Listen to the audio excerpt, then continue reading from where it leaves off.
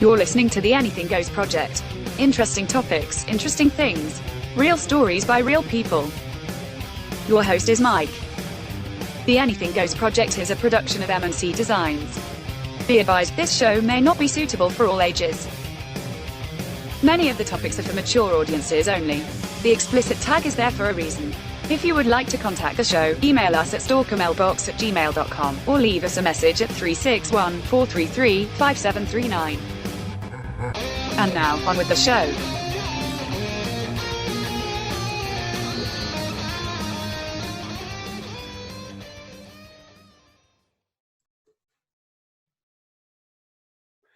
Good morning, everybody. This is Mike with the Anything Goes Project, and we are back for a holiday special, and I'm bringing on with me today Robbie. And Robbie's been on the show many times, so if you listen to my show, go back and hear some of the past episodes and just check it out. So this morning, we're just going to be kind of shooting from the hip and just enjoying our holiday morning together and having a casual conversation. Robbie, how you doing today? Dreidel, dreidel, I made it out of clay, and however the rest of that song goes. I have no idea. I don't know. I don't know most Christmas jingles. I think I can know like a good part, and then it's like when you're singing in the car, and like you just know the specific like one line, and then you stop singing. They're like, "What happens to the rest of it?" Like keep going. You're just like, yeah. And then you start that. La la la la la. Yeah. Jingle bells, jingle bells. It's like hell yeah, I know that one. I swear I've been hearing Christmas songs since probably the ending of Thanksgiving. All the radio stations around here the day after Thanksgiving started playing Christmas music round the clock. And Walmart puts that in there a year in advance.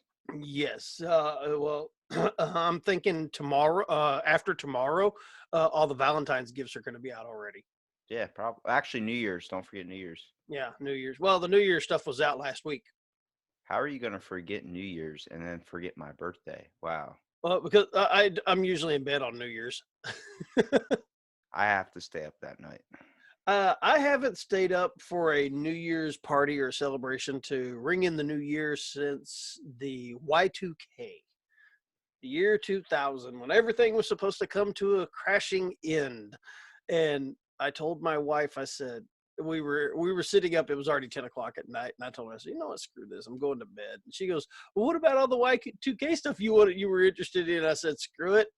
If we die, I wake up and we're floating aimlessly on a chunk of earth through space. What could be so bad if technology crashed? We just wouldn't have Instagram or Twitter. We'd be in a whole different world. Oh, dude, this was before all that crap. I know. We wouldn't have any of that. Yeah. It would basically be like my childhood. Yeah, back in the days when you chased kids around with sticks that were covered in like poop and shit. Yeah, back in the day of the mixtape. You want to know what's funny? Is we didn't have podcasts back then. So what we used to do is we would get our radios out and we'd record like what you and I are doing. I know. I had a phone, and I used to hold it up to the YouTube little speaker on my computer and have to record a song so I could listen to it on the school bus. Oh man, I remember those days. Pass the tape around, and then somebody else would make one, and you'd take it home and listen to it, and we just kept redubbing over the same Memorex tape. So, do you even know when my birthday is? The 31st. Dang, he got it on the nose. Look at that. Look at that. Something soaked in under that Christmas hat. Hey, you made me wear it. I did, because it looks better for the episode. Same reason why I'm wearing my wonderful sweater. Nice. For those of us that can see, tell our listening audience where this sweater came from. If you've ever seen The Night Before with Seth Rogen, I have that exact sweater. It was a gift for my Christmas tradition with my buddy. We always add something new every single year. Usually get Chinese food the Christmas Eve, which is today. So fa ra ra ra ra ra ra ra ra. Oh, so politically incorrect this morning. I don't care. I have my coffee. That's not politically incorrect. That's the movie Christmas Story. I know. Deck the halls with bells of holly, fa ra ra ra ra ra ra ra ra. Oh man, Robbie, man. It's been what, about a month or two since you and I have been able to touch base and kind of October. October. Oh man, so We did the Halloween episode. that's right. And I was talking to you, just chatting with you the other day on Messenger, and man, you've done a hell of a lot of new shows here recently. You had an astronaut on, an astrophysicist, all these different things, man. So, tell me a little bit about this astronaut, because you said you were going to fill me in on this. Okay, what do you mean, the astrophysicist or the astronaut? The Astronaut. astrophysicist went up today. The girl that's training to become an astronaut is going down the road a little bit. I'm gonna wait.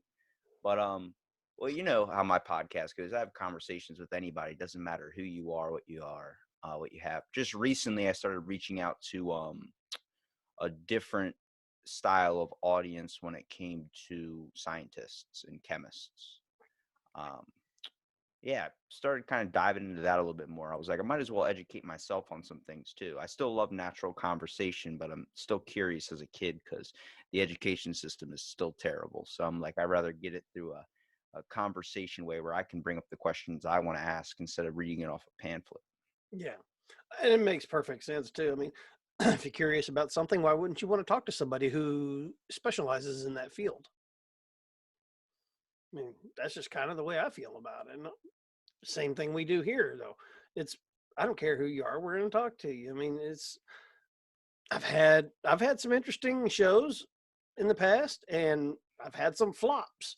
But dude, this girl that you said that you're bringing on she's in the process of right now going through the training camp and going through all that stuff. Am I correct? Yeah, that's her end path that she wants to go towards. She's went to like the NASA programs and everything. And then the woman I talked to that I posted her episode today, Dr. Serene Nemi. She works for NASA in the research department in Lebanon. So Awesome. she Now, does a lot. do you when you're talking to some of these people, do you go full blown conspiracy on them, asking them if some of these No, conspiracy theories well, are true or something like that? that's it's different. I try and just be open minded to everything. So I have people like it was funny right after I recorded with her, I had another person the next day that was a 2 hour conversation about horoscopes, and it was a psychic astrology like reader. So it was the complete opposite from what Yeah. she was telling me in that conversation. She was always saying that's more fantasy, it's nothing, no science. She's all about evidence. And the other person, and I was just trying to stay open minded. But Yeah. I did throw out some conspiracy questions from conversations I've had with people where there's like the Mars theory, the reptilians, and she laughed and enlightened us a little bit about it. But I always try and remain impartial from one certain side, whether like I'll give you my own thoughts, but I always try and be open minded as much as possible because I mean, do we honestly nobody really knows anything. No, and I've had the same, you've listened to some of the stuff I've done. I've had the same conversations. On one side, I'll have somebody who is a PhD physicist that I like when I had the guy on, I was talking about STEM, getting STEM classes back in high schools and stuff like that. So I was talking to him, and it's like everything with him was very analytical, fact based, and stuff. And then I brought on Megan Black, who is a practicing pagan witch. How hard is it for you to stay impartial? Because I mean, we both kind of do a little bit the same thing. Mine's more like a conversation, but you do some really good interviewing questions. Like you've done it for a while, which is, it's crazy to see because yours you go very thorough and try and getting a little bit of research on them too. Yeah. Well, to stay impartial, it's basically, I mean, I grew up doing these type of things. I've been on television interviewing the people who have controversial topics to discuss. I mean, this is just a matter of just, hey, let's ask the questions. And a lot of times I had to put my personal beliefs on the back burner because I want to have a conversation. But there again, I'm also willing to be open-minded because I mean, that is one of the things that I guess you could say that is my pet peeve, is the unwillingness to listen to a conversation, absorb the new data, the new evidence or whatever, and the unwillingness to change one's mind. I mean, that's when presented with new things that you can verify and make sure things are correct, one has no choice but to change your belief system or change your mind to go with the facts or something like that. So, like I said, I always try to put my personal beliefs on the back burner because you never know what you're going to learn by talking to somebody. Hell, I may not agree totally with horoscopes, crystal gazing, or whatever the hell it is, because I know. I see some of the episodes you put up, and I'm looking at you, and I can see in your face there's like a sudden moment where you're like, what? Like there's like a disconnect where I know your inner head's like I want to say something, but it's like I should just give this person the benefit of the doubt. my inner head goes, "The fuck."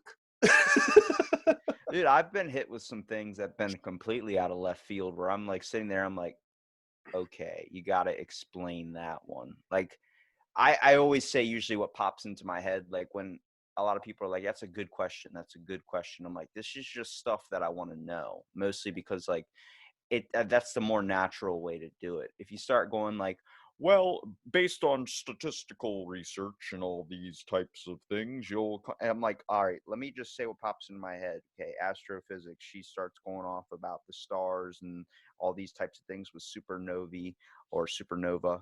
And I'm just like, you ever wonder like and just something that pops into my head like from like you wouldn't call it a child's perspective, whatever, but I'm letting out that little creative side to me that's like a dumb question you would ask if you had the chance to sit with Neil deGrasse Tyson or something. Oh, I guarantee you, if I sat with Neil deGrasse Tyson, he'd get a shitload of dumb questions from me. Well, I mean, you also got to think like coming from another person's perspective that's listening to you. They're like, "Wow, that's a good question. That's a good one." And even she was like, "That's a good question." And I'm just sitting there thinking like, what types of questions does she receive on a daily basis? Yeah, and that's one of the things I try to do differently, and you do the same thing. I've heard your stuff too. We don't. I don't try to go into an interview with somebody asking the same blanket questions over and over. The interview I did with Ian Guerin, he opened up during that conversation with me and told things on the show that he said he had never told another interviewer before in his life. Things That's about his that. personal background and trauma and stuff that he had gone through Yeah. growing up, but how music was his coping mechanism. And I mean, to me, that's the story there. But he said he would go on like Hype Magazine or Vibe or something, all these different interviews or these like Hit 105 or something like that. And all they do, they've got these blanket questions that they ask. And it's, tell us about the song, tell us who inspired the song or something like that. And it's like, man, I want to know your background. I mean, you've been doing music since you were 9 years old. Let's talk about why. And Yeah. did Well, that, I mean, dude, and it turned out to be a great conversation. you remembered when I messaged you, like when I was on episode like 80 something with that one kid that came on and he felt like I pried into him. And then you Oh even yeah. messaged me, you're like, dude, no, he was already paranoid and like filled with anxiety and stuff. And you didn't pry into him at all. You asked a question and then he just went off deep into it. We get that. I've gotten that a few times, I think, since that episode. I've gotten a few people that like, can you take it down? Can you do this? Can you, I don't want you posting it or just forget about it. And I've left it on my computer. They're lost episodes. Um, I've had the range. I've had people that come on, we have a good conversation. And then recently I had like, it's just people feel like they like, I don't know, that they get too emotional, I guess, because it brings a light to this world in a way. We're very, very disconnected as people. As much as we like to think social media connects us, it's false connectivity. I've said it before. Um, I've I said it don't before too. I don't like it. It's not. I keep my phone in my car. I try my best to stay off my phone a lot of times. I use it only to really help promote my own show, I guess, and help friends out and stuff and get new contacts for it. But it's like I like engaging in an actual conversation, and I never want to put anybody at a disbar. Obviously, I don't want anybody to feel like they're being attacked. Much like you don't want, you don't want anybody coming on your show and feeling like, oh, you just made fun of them the whole time. Yeah. It's about just talking and getting that, like asking some questions or just having a conversation, depending on how the style of it goes. And it gets difficult because it's like you said it to me best. You said, if you do a podcast, you should know that it's going to get posted. Yeah. So it's like, keep that in your mind. But a lot of people, like, they're looking for that person to talk to. They're looking for Yeah. that person to vent to. They're looking for basically a therapist. And sometimes the conversation does turn into that. But I don't think they should be remorseful of it. I'm very open on my thing. Like, any questions I've been asked in my podcast, like, they'll bring up, you said something, did that really happen? I'm like, yeah. And I'll tell them the exact story, and I'll give them references. I have proof of all of it. I have proof of, the medical industry messing me up with John Hopkins. I've had proof of so many different things that I've said. And I don't feel need to glamour up a story or play a character. I want you to see the realness in it. When a dog barks in the background of my conversation, when something happens in there, keep it in there. Mm-hmm. You know what I mean? Sometimes I do mess with the audio a little bit when it comes to just quality of it. Just because, like, if it sounds like they're on the phone, I know it's very, very difficult when you start hearing scratching and stuff. And I'm like, I can't, like, I want the listener to enjoy as well, and not feel like, oh, this episode's, it's not even important because I can't even understand what they're saying. So I'll try and clear up a little bit of that. But Yeah. if it's a kid coming in the room, if it's a dude, like, can we pause it? I'll be like, yeah, man, take your time, because I can't stop you from living a life, and I can't blame you for having one. Yep. I've had several conversations where there's a dog going off in the background, a train or something going off, or my own kid popping the door open going, hey, Dad, oh, never mind, realizing I'm on a podcast. I'm happy this microphone doesn't record really, really small sounds, because I fart a lot. Yeah, I noticed you got a new setup there, man. That looks good. It's the same old one. It's just I try to style it up a little bit differently. Woohoo. I know you got the new setup, dude. You're expanding out.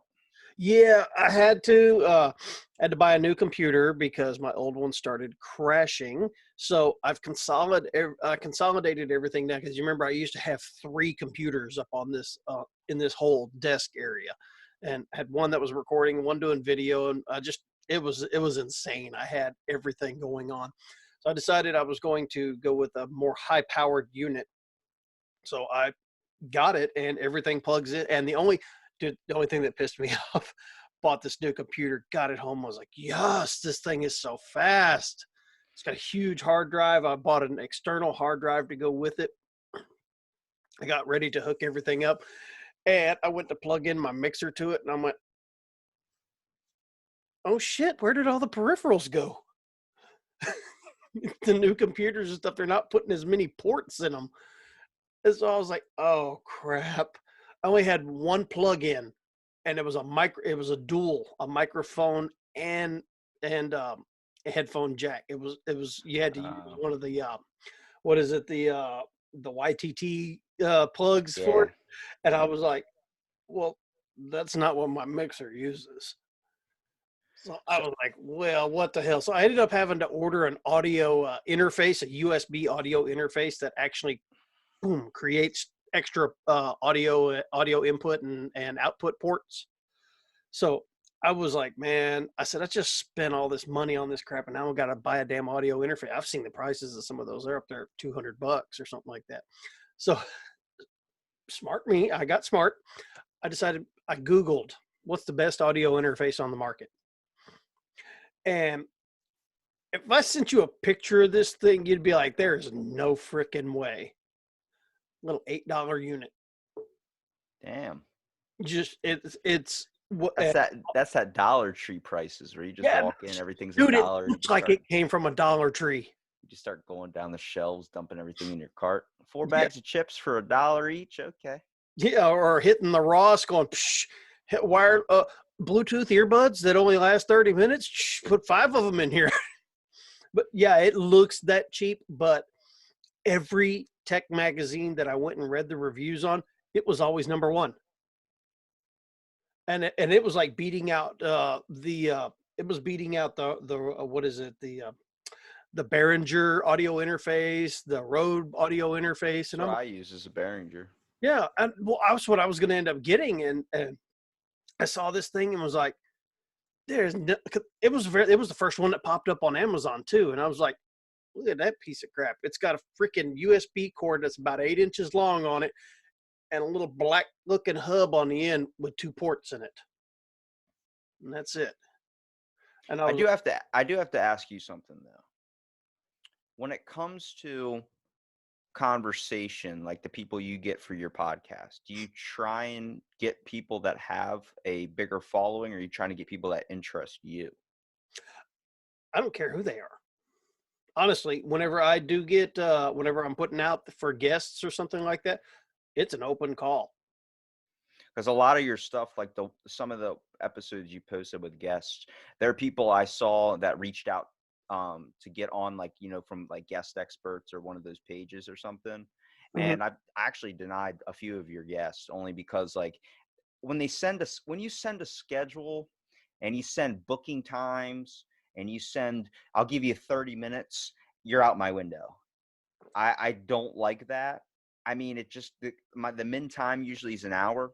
I've had them go shorter, by like maybe 45 minutes or something, or 35, depending on, that was like one of them because it was difficult because they just sat there and answered questions like it was an interview. And I'm like, that's not what this is. I just feel like, I don't know, everybody matters. It doesn't matter what your degrees are. Someone that has a major PhD or a major master's degree, whatever you want to say, is their conversation is worth to me just as much as someone that is fresh out of school and has nothing going for them. Or You the know, soccer mom down the road who spends her weekends toting kids around to games and stuff like that, who's managing a household. Their exactly. conversation is just as important too. Yeah, I don't know which guests you're talking about because most of mine, because I've never gotten one of those that have tried to tell me this is how we're going to do it or something, because I'm very upfront whenever a guest contacts me. Hey, I'm interested in coming on the show. Great. I'd love to talk to you. Fill out this form. I don't have forms. Yeah. If they don't fill out the form, we never talk. I never filled out a form. Well, that was a little bit different though, because I think at the time you were, I don't remember exactly what our very first I think our very first conversation was, there was something like it was a technical question. You had asked me a techie question. No, you saw my post and said, if you wanted a guest or something, I'll be Oh, more that's than right. happy to come on. And then we were getting ready to record, and you showed me Zoom, and she actually showed me my setup. So, bravo to you, the man. You're the G behind the wings, I would say. You're the one that helped Oh out yeah, of the because blank. before you were doing all your recording on a little Zoom recorder. Yeah, man. Because I used to do them in person. You were one of the first few that actually were with me in like the beginning too, man. I'm very, very grateful for that. I do have to ask a selfish question now. Seeing where I was before, around I think a month ago last year was when we first did our podcast together, where we first met, and seeing where I was before and seeing where I'm at now. What I would told you were going to go places, man. fucking A? Thank you, man. I appreciate that Did, because, dude, did I didn't I just recently tell you that in a text message, you and I were texting back and forth, and you were telling me, yeah, I had this person on. I was talking to this person, and I was like, I told you it was going to happen. it's crazy. I mean, it's cool to see it too, because like I think bringing it back, I'm definitely not bringing back a trend of just having conversation, but I'm also letting people know, like, hey, like I've had some people come on and like I've talked to their friends and didn't know they were friends, and then they get on and they're like, it's been one of those weeks, and like it starts off kind of rough, and I'm like, what do you mean one of those weeks? And they go, I came in here because I didn't like some of the stuff you said in the podcast. I'm like, you understand, you're getting a short-sighted view of things. Like, you only get to listen to me for an hour and a half or an hour. You don't get to see my full understanding of it. I'm trying to give you a sum up if you're listening. And we're talking. We went for like almost 2 hours, and like we're just having a conversation. He was a really cool guy. He gave me a nice shout out. But I do the feedback from this thing. That's what does it for me, man. That stuff warms my heart when I see like a review, or if I see a rate from like a guest or something, or someone that's listening being like, great conversation. Really appreciate, I love that. That's like, I have all those like screenshots on Or my a phone. listener that you've never met sends you a picture with them wearing your podcast logo T-shirt. Oh shit. Yeah. That was a cool one too. Yeah. Shout out to Pam Hartman. I've actually had, because most of my interviews, you've heard mine, most of mine, actually all of mine, I've never interviewed somebody local. I, for some reason, can't get any of these local yokels to come on here and actually talk with me. I mean, they don't want to sit down and have the conversation.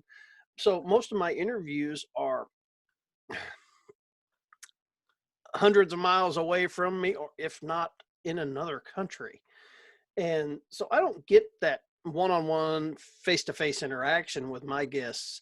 And it's interesting for me to see whenever I go into town. I went into town one day and my wife and I were walking around and she was looking at something in one of the stores, and this person kept walking by me and they kept looking at me.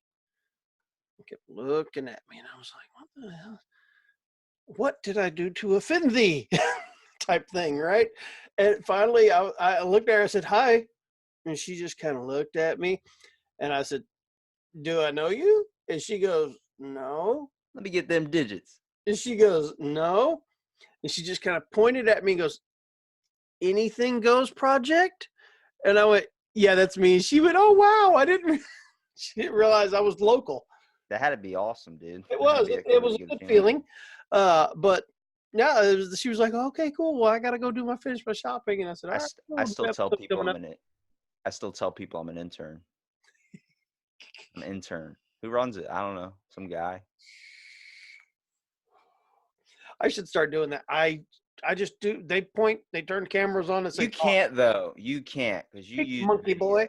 You use video, so when people see you on like whatever, they see you. You don't like. There's no way you're just the intern. You're the guy. You're in every single episode. Yeah, but we don't know who's behind the cameras. It looks like it's set up perfectly on top of a mounted on the wall or something. Well, it is mounted on the wall, but there's also another one over here. So, hi guys, behind the scenes view. So, and once I get my other cameras in, I'm going to be redoing everything. I'm going to have multiple views going on in here. Would you say that through Anything Goes Project, your questions have changed? Oh, absolutely. Like your intelligence? I feel like with all the conversations I've had from, like, I do a podcast also, like in person still with my friends. We'll all be sitting in a room and like, they're all like joking around and cracking humor. And I try to, but then like the question goes around the room, like the big ones, like, what do you think about this politics? What do you think about this religion? What do you think about this? Or what do you think about this? And someone goes really, really deep. And then I'm just sitting there and I'm like, I try and come at things with an open perspective. And then like, I start talking like that. And all my buddies are like, are you 60 something? Why can't we just like joke and like, talk about anime or something? I'm like, I don't think like that. I think my mind changed. one avenue that my questioning or knowledge has increased is specifically in the mental health awareness. Because I've interviewed a lot of people.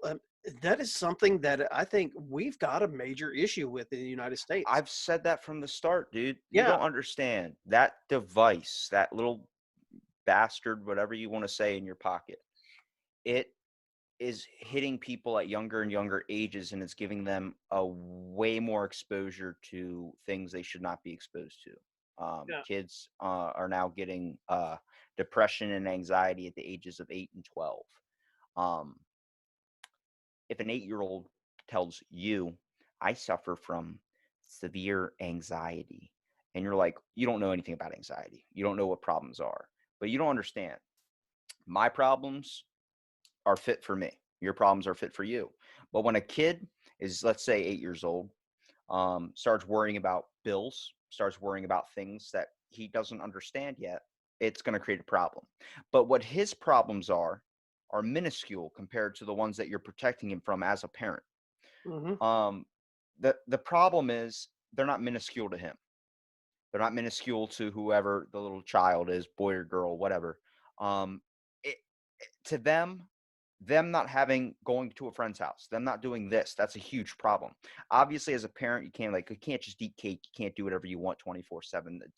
No, we got to have rules. Without a society of rules, we crumble.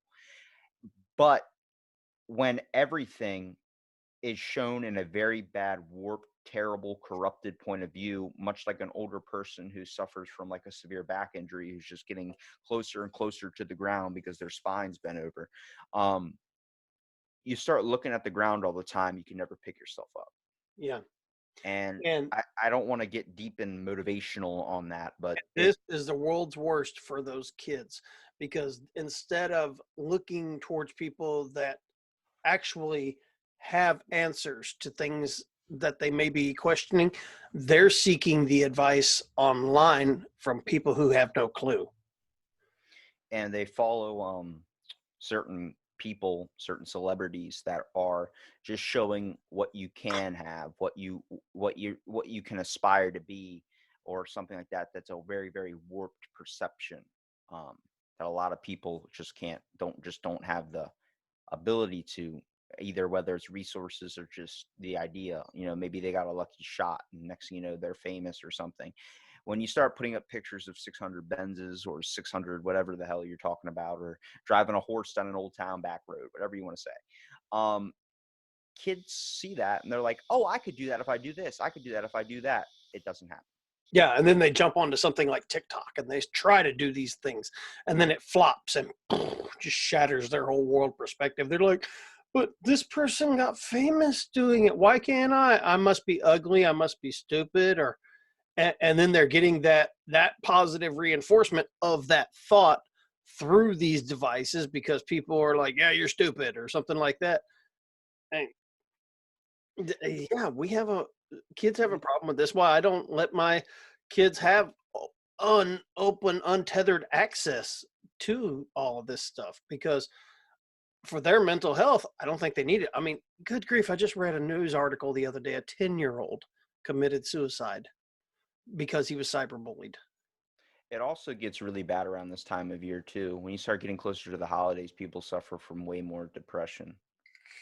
Just because everything's merry around you, and it might not be merry at home, or it might not be merry around this, whatever. So you got to look at your neighbors that have all the Christmas decorations. I love the Christmas season. It's like they're hiding something usually, maybe not a dead body, but more on the aspect of like, oh, like my life isn't going so well, I'm trying to get my mind off of it. Yeah.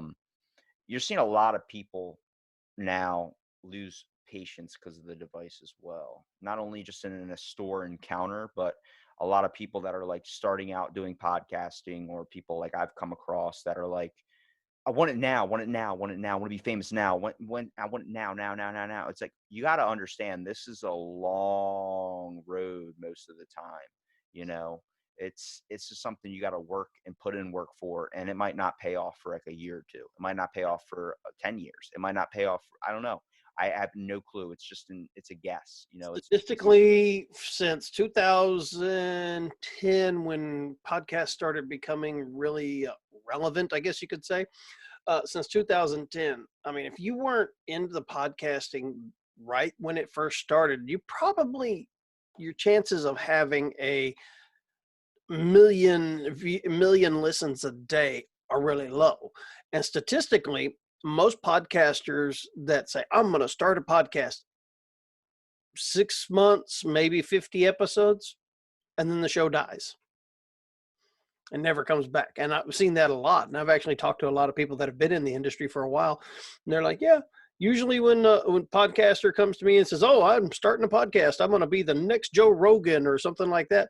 I'm like, okay, let's see how far you get. And they've all said the same thing. It's like 50 episodes, maybe 6 months, and they drop out.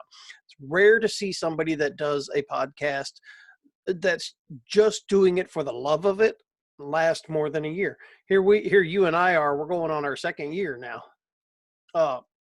Actually, no, this would be my third year, because I was one of those statistics. We started the podcast 9 years ago. My reasoning, though, for dropping it was because my co-host was my son. This was something he wanted to do. Well, he's high school. High school gets busy. I fully understand. He was like, Dad, this is becoming too much. Okay, great. Let's stop it.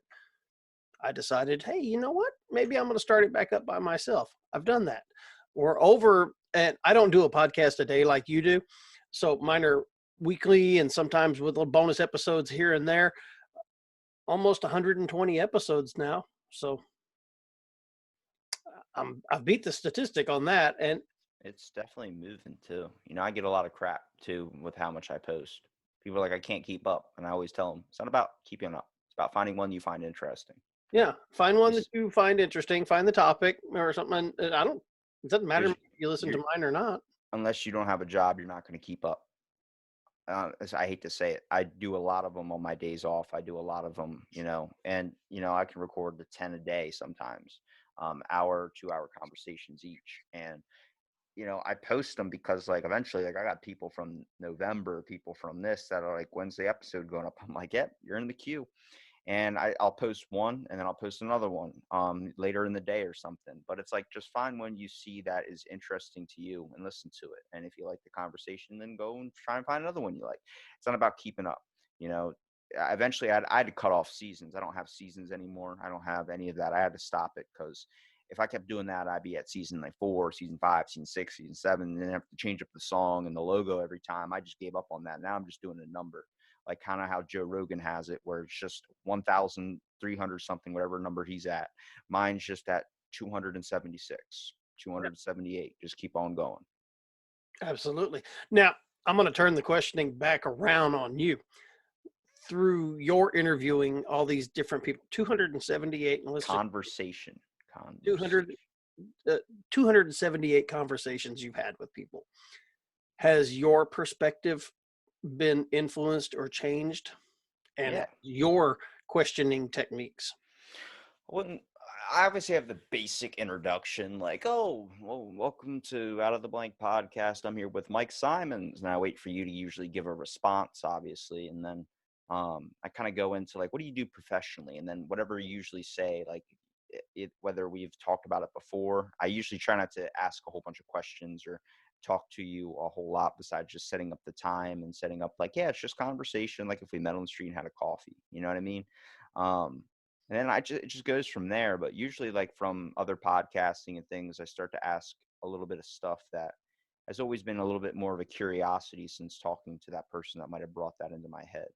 You know, I mean, from the amount I've released, which I think, yeah, today was 276, I still have like a good 50 on my computer that are still saved. So, I mean, and then that's not even including like lost episodes of people that just don't want it up. And I'm like, I didn't start it to make you feel like, oh, I don't want it up, or I don't, try and get it taken down or something. That was never the point. It was just to have a conversation. So Yeah. usually, like, if someone says something, it's good that there's that wait time. It's not live or it's not immediate. So you can sit there and think back about what you said. And if there's something that needed to be edited out, I'll look back at it. But most of the time, I try not to dive super, super personal. Sometimes you get those people that'll take it in there, but I just try and give you my thoughts and my conversation with that person. What will be like if you were in the room, like floating around wearing Harry Potter's invisibility cloak or something, and you were just watching me have a conversation with somebody. I don't care. You're going to obviously ask different things and have a different conversation when other people are in the room. So it's always cool to see I want to see it from their perspective. Yeah. And I think I've only ever had a couple of podcasts where they're like, well, don't talk to me about, because I'll usually ask them before we get on, hey, look, is there anything that's off limits before we record? Oh yeah, well, I don't want to go too deep into this and this. And I've only had one or two of those where they tell me I don't want to go into this. And I'm like, but that's what your book's about. That's your bio. That's the story. How can I not go there? Because then I'd be giving away all the information in my book. Yeah. And usually those I'll tell them, all right, look, well, obviously this isn't going to work. I mean, you're coming on here to promote your book, and I want to talk to you about the book, the writing process, and stuff like this, but you don't want me to talk about the. See, I throw a fishing net out. I throw like 200 invites at a time. Like when I just go, I'll spend like 30 minutes just messaging random people all over the place, all over whatever, Facebook, Instagram. And then I'll get people that'll be like, well, you want me on your show. This is the time I'm free and I can give you this amount of time. I'm like, all right, cool. Well, sorry, it didn't work out. And they're like, wait, what? And I'm like, you just told me you're not going to be free until January 30th. I don't book that far out. I book maybe a week out. That's about it. I don't book a month or so out. If you want to contact me before, I guess a week before, we can maybe pin it down. But it's I not got that other big. people to talk to. Yeah, it's not that big of a deal. I'm having conversations with everyone, not just specific people. So it's like there's I don't even know how many billion people on this earth. So it's like I got a lot to do. Yeah. Hell, if I want to, I can go sit outside of a Walmart and talk to people. You'll come across some people for sure. Oh, yeah. I think I'm going to upgrade a little bit. I'm going to go to Target. Yeah. Maybe a Kmart. We don't have any Kmarts around here, believe it or not. You know, one thing that did strike me the other day, it's the holiday season, so people are really into giving, but they're not giving in the correct way. No. You know what I mean by that, though? I watched a dude as I was walking into Walmart, and there's a Salvation Army guy out front ringing his bell, waiting for people to donate money. They don't ask anymore. They just sit there and kind of stare at you.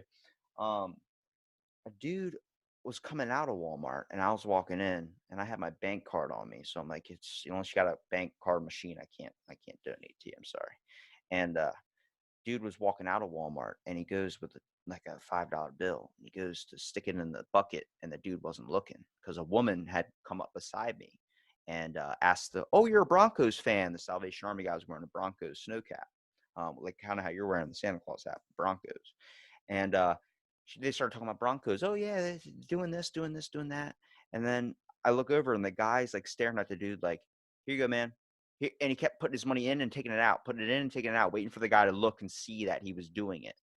So like he could get the gratitude and like, "Oh, thank you so much for donating, sir." And I was like, why didn't you just throw it in there? Yeah. Is it going to matter? He's not going to remember your name. He's just going to see your face donating, and that's it. But it's that gratitude is the only reason why people give now. Yeah. They want that feeling of, oh, I did something. Oh, he noticed it all. I got an applause. Why should I have to applaud you for being a human? Yeah. Oh, we did because I always try to donate to like the programs that do things for kids. Salvation Army is not one of those programs I donate to because of some of the stuff that they've gotten. It's been controversial having to do with the LGBT community and stuff like that. But like Toys for Tots, I'll donate to that every time. I mean, they don't care who you are. They're just giving toys to kids. And so, like, my wife and I were in town, and we were just doing some like Christmas stocking stuff, just looking around.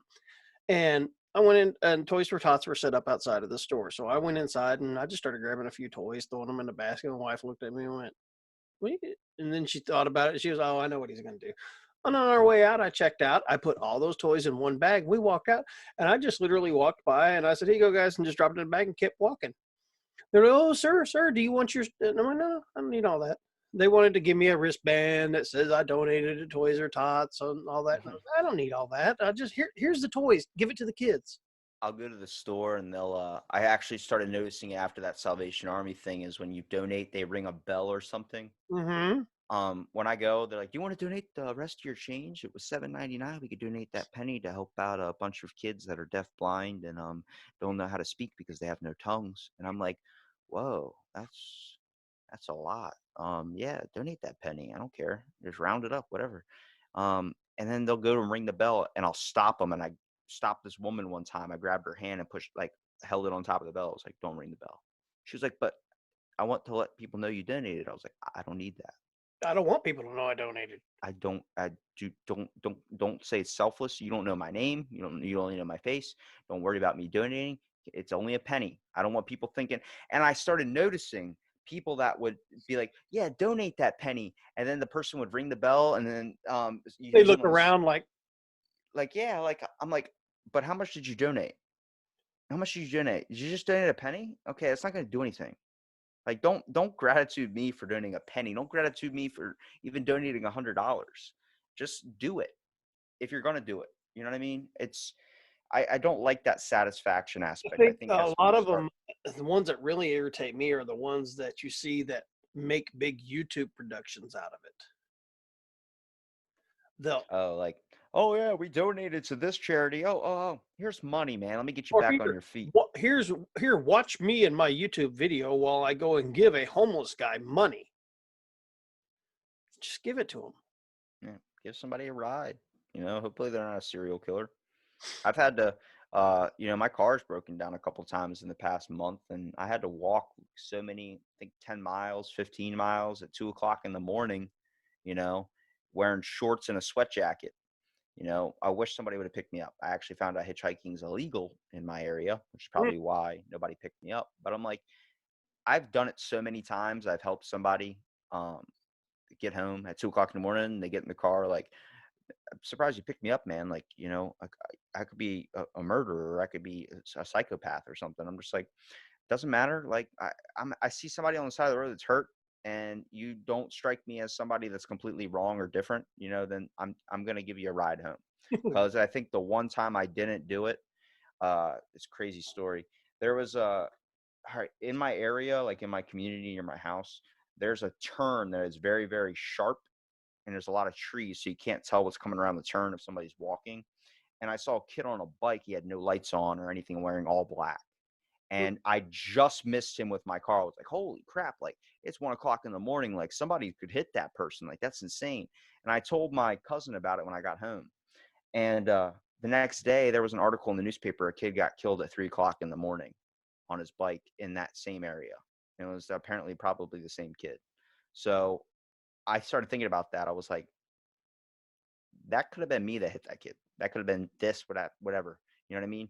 There's stuff, I guess, I don't know how I got from picking up a hitchhiker, but it's just, I see that, and I see somebody that's in need of help, or maybe just needing a ride, even if they have a bike, be like, do you need one? Because it's better to get you there safe and know that, like, you just didn't, somebody wasn't just taken off the map. Yeah. Somebody gets in my car and they're like, I'm surprised you picked me up. I mean, I could have been a serial killer. I just usually crack a grin and look at them and go, what are the odds of two of them being in the car at the same time? I plan on stopping by. I'm gonna try and do some traveling soon. I know I talked about it before, but going out, I'm gonna go all over. So send your city my way. I'm gonna stop by and just pop up at your house. Be like, what's up? Sleeping on No. the floor. You won't want to sleep on the floor because you'll have a 120-pound bulldog sleeping with you. That sounds comfy.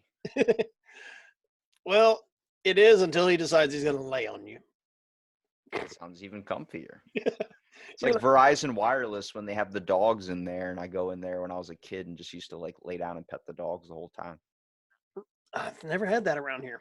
Oh my God, dude, this Verizon Wireless had like four these giant like mastiffs, and like there was a couple, I think there was one of them was a pit bull. Dude, I used to just lay there. They used to just lay on the ground. They were old, so I'd just lay by them and just sit there and pet them when I was like 7 or 8. My grandmom's like, cool, while you're doing that, I'm going to try and get an upgrade. So this is going to take like an hour or two. So I'm just sitting there chilling. Enjoy the puppies. It was awesome. Dogs are cool. And if you listen to my show and you don't like dogs, quit listening to my show. Exactly. Send me a puppy. Actually, that's a gift somebody wanted to get me for Christmas. They're like, you want a puppy? I'm like, I do, but I don't. When it comes to, I don't really have a whole lot of time to be doing that as well. Yeah. Their responsibility. And since we're on that topic, I would like to put this out as a PSA to anybody out there who is thinking, you know what, I'm going to get my child a pet for Christmas. Because I've interacted and dealt with a lot of organizations that deal with refostering dogs, fostering, Put rehoming. holes in the box. Put holes in the box, but not only that, remember, that cute, lovable puppy you're buying for your child will grow up. It's going to be a full-grown adult dog. And if you're not willing to give that dog as much attention and treat that animal as part of your family, if your first reaction is, oh, this dog tore up a roll of toilet paper, let's get rid of it, don't get the dog to begin with. Or adopt one too, man. Yeah, adopt one. I mean, that is. But don't listen to the bullshit story that people at the SPCA feed you. Yeah. Did you know they make those up? Mm-hmm. A lot of those, they give a fake backstory, like he survived off nothing but deflated condoms, and you're like, holy crap. But then you realize, oh no, you just made up a fake backstory. So Yeah, this dog actually came from a puppy mill. That's insane. Yeah. And if you're going to get an animal, look into doing a rescue animal, foster an animal. I always tell people, if you're unsure how you're going to react, or if owning a pet is for you, foster one for a little while. There's a lot of organizations out there that are looking for people to foster their pets because they're trying to find full-time homes for them. And that would be the perfect opportunity for you to say, hey, we're going to foster one. Yeah, a dog is for us. And then you can adopt it. Or, you know what? Yeah, a dog's a lot of damn work. Yeah, if you don't have the time to put in for it, because once you get that kid that dog, it's gonna end up being yours eventually when they get older. Mm-hmm. And coming from my family, we've got 7 dogs. And out of those 7 dogs, 5 of them are rescues. There's only the only 2 that we have that were actually paid for is my daughter's service dog, uh, and my old English bulldog. And and no, I did not. For those of you, oh, you went paid all that money. No, I did not go out and pay the thousands of dollars that those dogs cost. I technically, I guess you could say he was a rescue, but I did pay for him. Uh, the And you also bought your service dog for a legitimate reason, not just to bring it inside of a restaurant. Yeah, my daughter actually, her dog is a psychiatric service dog, and tons and tons of training. She had to go to training uh, to get I this. was gonna get emotion. That's what I was getting for Christmas. Was gonna get an emotional support dog. Yeah, and see, and those are the ones that they're right now with all these new legislations and laws that are coming into place. They're trying to say, look, an emotional support animal is fine for you to have, but yeah, it's not the same as a service dog that does a task. It's there to just kind of. So my daughter's dog, all the training that we've had to go through, this dog has been trained to look for some of her tics and mannerisms and try to prevent her from doing self-harm or something like that. Or if she starts to have an anxiety attack, the dog knows to get somebody, bring them to her, and so on. And one of the arguments I've had recently is because a lot of people say, well, there's no organization that certifies them. Yeah, actually, there is. And you can call bullshit all you want to with me on this podcast. I can tell you right now, there is an organization. You can have your dog trained by somebody who is connected to these organizations through the Americans with Disabilities organization. And if the trainers that you're using to get trained, they will provide you with a number that the ADA gives you. You can go and take that number and apply for a card that has your dog's picture on it, has your information and all that stuff. And there's an 800 number on it. You call that 800 number if, let's say, your service dog is in question. Somebody says, well, that's not a real service dog. Here, call this 800 number. It connects you directly with the Americans with Disabilities. And all they need is that number, and they can pull up all the data on your dog. So yes, there is a way to register your dog to make it a legitimate service dog. So, and plus they'll also provide you legal help if somebody tries to prevent you from bringing your dog on a plane or something like that. So these are good things to have. And yes, my daughter's dog is legitimate. Her psychiatrist said prescribed getting one. That's different than me just going and picking up a Chihuahua and saying, this is my new service dog, which a lot of people are doing. And that's why they're starting to pass all these new laws and regulations where companies and restaurants can now legitimately ask you, is that a real service dog? Really? Is it real? If it fits in your purse, I don't think it's doing much to help you out. Yeah. There's actually a restaurant here in town now that has a sign on their door that says, we are going to ask you if that is a legitimate animal. And if you cannot provide the proper documentation, you're not bringing your animal in this restaurant. You better have a good answer. Well, they want the documentation, and everybody, that's where I get into the argument. People will go, well, there is no documentation that you can get for a service animal. Yes, there is. I've got it right here. Oh, well, you can just buy that online. I said, yeah, you can buy them online. I said, but there's legit ones that the only way you can buy it is if you provide them with that ADA number that shows that they've been trained according to the Americans with Disabilities Act. And they won't give you the card otherwise. I said, and what comes with this card is, now that you're registered through their organization, now you have the legal backing. Because if, let's say, this restaurant tells you, fuck you, I don't think your card is real, Okay, great. Here, call this number. And if they call that number and they still say, screw you, this card is not real, guess what? You can have they'll have a lawyer contact them. So, I mean, it's beneficial for everybody to do this. And I look at me on a soapbox here. I guess you could say the reason I harp on that is because I see so many people that say this is a service dog.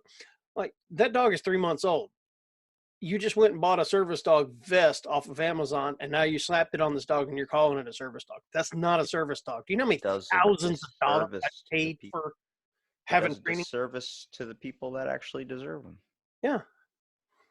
So, I mean, if your dog hasn't been properly trained, don't call it a service animal, because all you're doing is harming those who legitimately need it.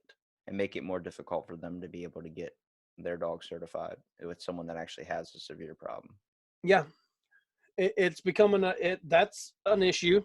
I guess you could say that's becoming a prominent issue of a topic of discuss that we need to have. All I want to say is all I want for Christmas, I guess, is just for people to wake up and kind of pay attention to what's going on, because I don't think we're doing that at all, and at least in the right ways when it comes to the world's more of the people problem. Seems like people are going a wrong way about it, whether it's in our own lives, our family, or just around us and our everyday encounters. I think that's the best thing. Most people are like, oh, I want world peace. Not even world peace. Just start opening up your eyes a little bit and don't deny yourself conversation. Yeah, and that's a big thing. People don't, outside of our phones, they'll get on their phone and they'll have conversations all day. And I'm like, you realize you're standing around 20 people that would love to have a conversation with you. It's that human interaction, I think, that people are scared of. Yeah. You don't know where it's going to go. Never do. And that has a lot to do with why you and I do these conversations, because we want to talk to people. That's why I on my paperwork now that people fill out is I say, hey, look, I'm going to video this too. And the reason I like to do the video is because now I can see that person. When I first started doing my podcasting, it was strictly audio. I didn't see many of my guests in person.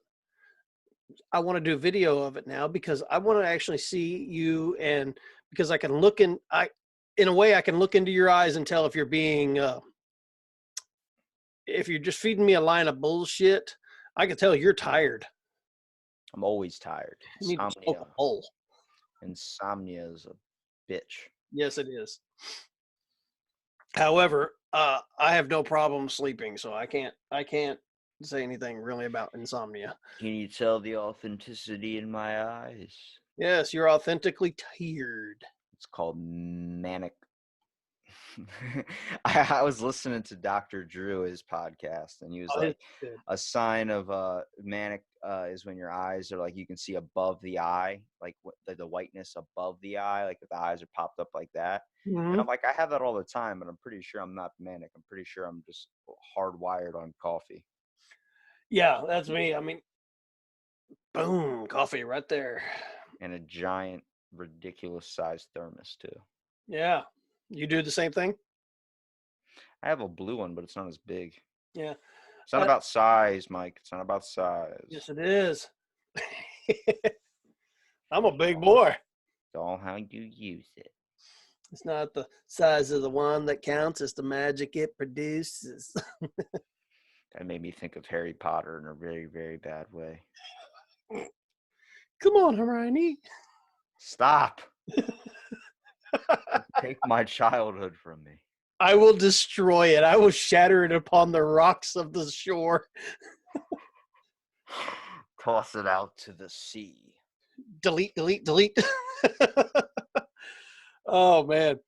But, Robbie, this has been an awesome conversation today. Oh, Definitely man. I'm stretching because it is 6-something in the morning. I'm not used to getting up this early, especially when I'm on vacation. Well, start living the sleepless life and you'll be up earlier. Or go to bed earlier. I go to bed at a reasonable time. My grandfather makes fun of me for how early I go, but I get up early because I like it when people aren't up.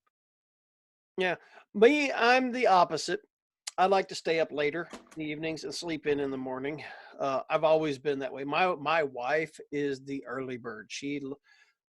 She's up with the roosters. I mean, as soon as the sun comes up, she's like, "Good morning. Today is a wonderful day." And I'm laying in bed going, "Fuck this." Yeah, when I come by, me and her are gonna like make breakfast to go out and get shopping done and everything, and you're just gonna be sleeping in bed. Like, hey man, you guys back already? You want to do a podcast, Rob? I'm like, dude, I've already been out talking today. Sorry, man.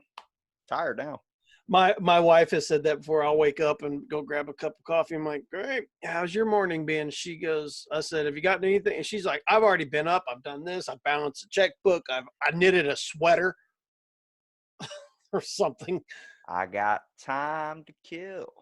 Yeah, but I think she revels in her morning rituals because it's she gets to do it in peace and quiet.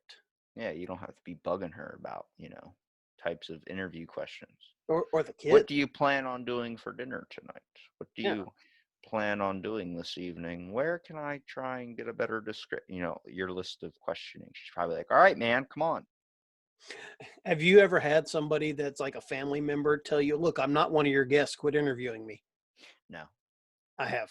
I have the only thing I ever say, I'm like, when they start talking about something, I'll be like, I've talked about this in the podcast about that. I try not to reference it as much in a conversation, but it feels like we're all thinking the same things. We just need to start talking about it. Yeah, and I'm bad about that too. My wife will be like, "Oh, well, this, and this." And I'm like, "Oh, really? I talked to an expert on that the other day, and this is what they." She's like, "Really?" Yeah, I have that. Sometimes I do that. Yeah. Because I mean, we this is what we do. We get to talk to some interesting people and get some really intriguing conversations. Like, I did an interview just the other day, and it released last Saturday. Uh, Loving my addict. I mean, that's something. It wasn't an intervention where she talked about doing the interventions with an addict. It's like she just outright told everybody. She said, "Look, you can't change them. If they're addicted to something, you're never going to change it. They have to want to change it." And she said, "The only thing you can do is love them through the process." Yeah. And she wrote a book. It's called Loving My Addict. And she goes around and gives speeches at different organizations and stuff. And it was a really intriguing conversation. And it gave me a whole new perspective on it because I've known a lot of people that have had addictions to either drugs, alcohol, or whatever, and it's like you just want to jump in and tell them, "Stop it! You can't do that anymore. It's bad," or something like that. "You're killing yourself. You're killing your family," or something like that, and all you're doing is pushing them further away. See, you want to see how far I've progressed since my beginning of podcasting? There's the two thoughts that popped into my head when you said I love my attic. One, I'm like, yeah, you can keep a lot of space in there. It's very, very roomy. Usually shit I don't like goes up in my attic. And then the other side of me where I'm at now is more like addiction is something that everybody suffers from, just in many different forms. And it's Yeah, like to see that progression, like when I'm with my friends, I got to try and choose the funnier one rather than choosing the more serious one that's going to lead to a much more of a discussion. yeah. You and I both are on the same page because I it used to be like when somebody would talk about something, you'd make a funny quip about it. And now, after having discussed these things with people, sometimes you realize, "Hmm, yeah," and you're calling out your own friend. Yeah, that's really not something funny. Yeah. Maybe we don't need to joke. Maybe we need to have a conversation about this. And they're like, "Oh my God, no, we can't have that. You're just bringing us down." It happens, especially you got to kind of watch. You got to remember who your friends are too a little bit. You Mhm. start going around your friends and start talking deep and serious. You don't understand, like, dude, I can't deal with that right now. You know what I mean? Like, I can't handle that. I got too much on my own plate. And you're like, all right, I forgot. We're not in a actual discussion. We would just want to hang out. That's what we're Yeah. doing. Like me being the killjoy, bringing down the conversation because they're trying to talk about something, and I'm like, well, and then I end up turning the conversation. It's like, well, that these particular things that we're just whatever it is we're discussing right now, and I'll go into like, well, a lot of these cases end up with like human sex trafficking or something like that, and they're like, "What the? Where did we go from there?" And I'm like, well, kind of what happens. I think as interviewers, our awareness of things is broadened. Are we ending it on human sex trafficking? No, we're not ending it on human sex trafficking. I don't. That is a very, ooh, that's It that's a happens. subject. Yeah, it happens, and that's a subject because I had a guest on, and he openly admitted it on the show. He said he was sold into sex slavery at the age of 6 years old. I had a doctor try and get me into porn, so I understand. Yeah, Stuff happens. People have twisted ways about things, but it's Christmas time. So if you want to open up a stripper and you want to enjoy the moments with that, go ahead. absolutely. And may Krampus come visit you. Just make sure you have consent. Give Krampus the consent. Well, Robbie, man, I know you like to keep your episodes an hour or so because you probably got things to do today, don't you? Besides going to the bathroom and probably getting some last minute shopping done, that's about it. Awesome. Well, yeah, be careful out there today because, Christmas Eve shoppers and stuff, a lot of people start losing perspective of what's going on around them. They're getting into that. They got that They one. got hips, they got elbows, they got everything that they'll use, and they'll throw it right into your solar Yeah, plexus. and they put those blinders on. They're focused on one thing, and they're not paying attention to those around them, specifically people that are driving. And yesterday, I had to go to town, and I was like, "This is fucking nuts." Just the angry people. I'm like, "Come Yeah. on, guys! If this is what the holidays is about, commercialism, I'll pass." I went yesterday because we had the nieces and the nephews over and stuff, and I took them to town and got them a few little treats and toys, and not necessarily toys. I went to McDonald's. That's a toy. But no, I took them and got them some new Best part clothes. about McDonald's. Yeah, I got them some, just treating them, and then we came home, so it was no big deal. But dude, watching some of these people in these stores, it's the perspective of the holidays. I think needs to, for me, it has changed. Shift back to family. Yep. That's all it needs to do is shift back and remember that it's about the moments that you spend, not about the gifts you buy.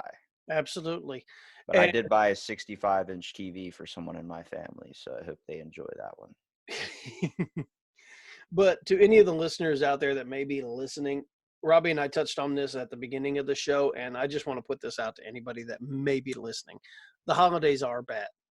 Can be bad for people that are going through different psychological mental issues or something, or you may be having some anxiety, separation. You may feel like you're just alone. You're not.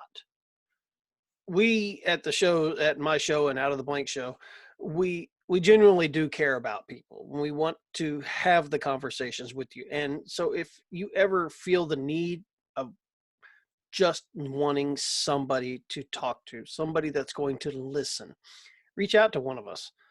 We'd be more than happy to, especially if it helps you get through a trying time. I had one of the listeners message me and was like, "Hey, I listened to your show and just thought to say like I really enjoy it, and I know." And then she brought up her own mental thing as well, and then also said like, "I know I probably don't mean much, so if you don't read this, it's okay." And I just messaged her back. I was like, "No, we all matter in this world. You know, I'm not going to give out her name just because it's Absolutely. sensitive, but it's something out there. Stop thinking that you don't matter. Stop thinking that, oh, like I have some dude left a review on my thing, shout out to him, said that I just get interesting people and I'm not interesting myself. He's not wrong. I'm not very, very interesting, but I think we all have something interesting about us. We just need to find out what that is. Me, I don't do much, man. I compared to a lot of other people, I don't do much, but to someone else, I give a whole nother perspective. So it's all about how you see the world and how you can make it your own as well. So just understand that you do matter. We're all unique in our own ways, and each conversation could be something unique if you make it. Awesome. Well, to all my listeners out there, if you need to get a hold of me, You can email me at stalkermailbox@gmail.com, or you can call into the show at 361-433-5739. Leave me a voicemail. You can actually send me a text on that Yeah, number. that's where we defer. Don't send me shit. Don't send me creepy dolls. Don't send me anything. I don't want any of that stuff. You don't even send me a Christmas card. I've had so many people reach out trying to send Christmas cards. No, just take care of your own. Okay. Thank you for the thoughts, right? Yeah. So, yeah, Robbie, tell the people how they can get a hold of your show too, since it'll be on mine. And Well, guess what? I haven't changed from when I started, but it's called Out of the Blank. Look it up. he is on YouTube, Spotify, iTunes, Google Play, wherever you can find a podcast. So, have you started doing like actual video footage of some of your guests yet? No, You I just found that. really audio. See, yeah, because more people are comfortable doing that rather than doing video. Even though I might like have a video conversation with them, I only put up the audio because they just like that aspect of it. A lot of people like are trying to find hours in their day. They don't want to have to dress up or do something. They just feel like, like, oh, but when I get done with when I get done after like I get a shower and everything, get dressed, I'll be more than happy to get on. It's like I'm in sweatpants, so hop on. Like it's it's nothing special. And they're like, oh, okay, it's just that. I'm like, yeah, it's only audio. Yep. And my show, we kind of do it a little bit different. I do have in the form if they have a problem with audio. If they don't like audio, fine. Or I mean, video, fine. Then we're not going to do the video. But most of my guests are willing to come on video. And I love that aspect of it because it gives two avenues for people to listen to. You can listen to the audio, but there are just sometimes you listen to a guest and you're like, just a curiosity peaks and it's like, I really need to see who this person is and what they look like. Sometimes a voice. I've actually had a couple people comment on you, on your voice. What do you mean? On your voice. What do I sound like, James Earl Jones? Or do Yeah, I sound like, hold on, right? Do I sound like, you don't know what you're trying to do so many times? I go to the store, buy something. I never know what I'm in for. More cowbell. More cowbell? Or maybe like something like, my name is Stephen Hawkins, and I am an electro-scientific magnificence. Well, the people that have asked me about you, they're like, because the conversations you and I have had, they're like, there ain't no way he's in his 20s. Really, 38,000 years old. Yeah, it's like, hey, you know what? You can go look at him on video. So, yeah. Man, I think we're just dragging the show out now. I know you got stuff to do and I've got things to do. I just heard all the nephews. They just woke up. I can hear them in the background. They're getting ready. I hear them sleigh bells ringling, jing, jingle, jingling. Actually, they're making gingerbread houses this morning. I was going to say gingerbread instead of sleigh.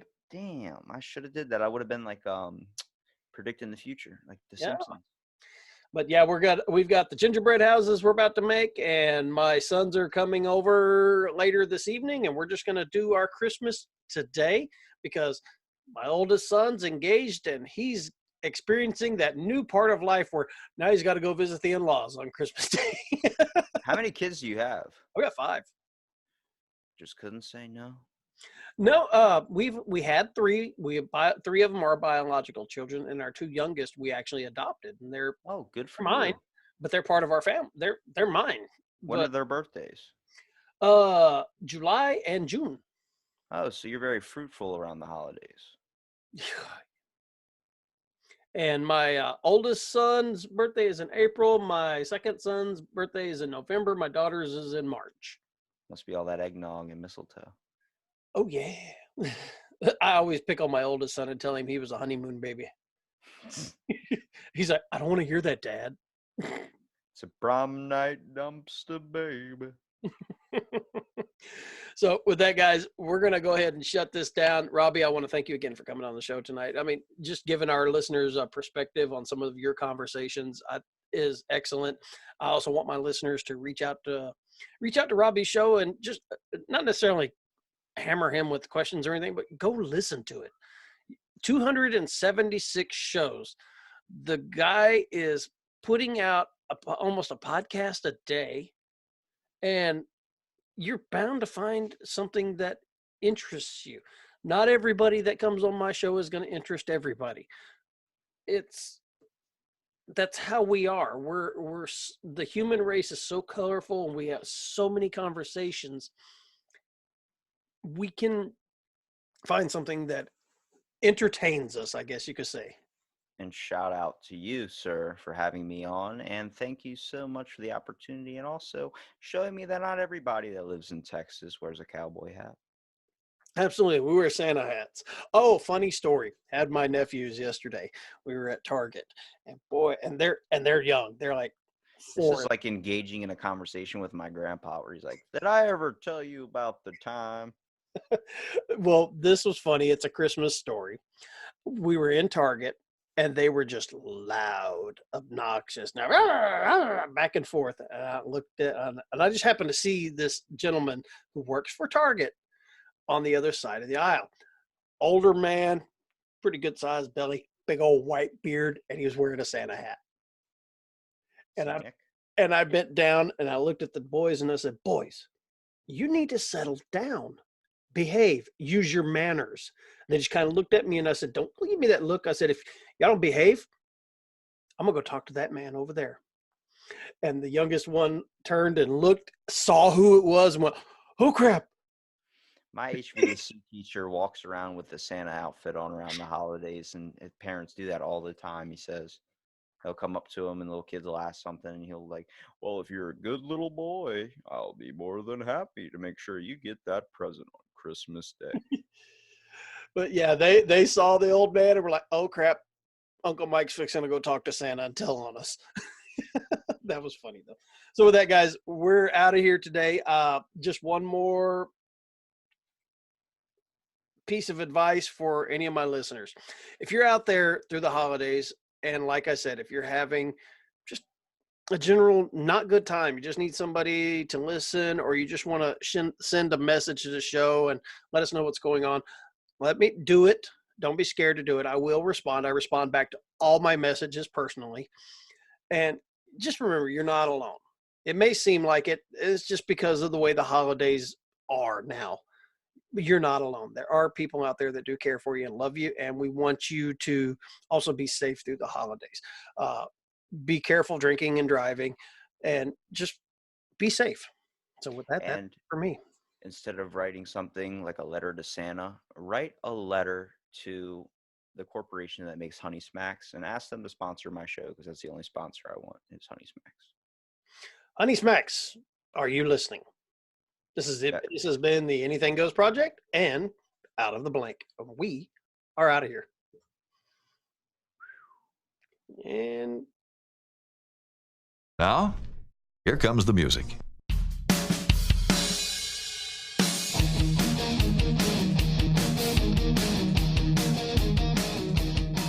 we want to thank you for tuning in to the Anything Goes Project. If you like this show, subscribe and share it. That would greatly help us out. To contact the show, email us at stalkermailbox@gmail.com. We love hearing from our subscribers and our listeners. The Anything Goes Project can be found on iTunes, CastBox, Spotify, Stitcher Radio, TuneIn, and many other Android applications. And once again, thanks for listening.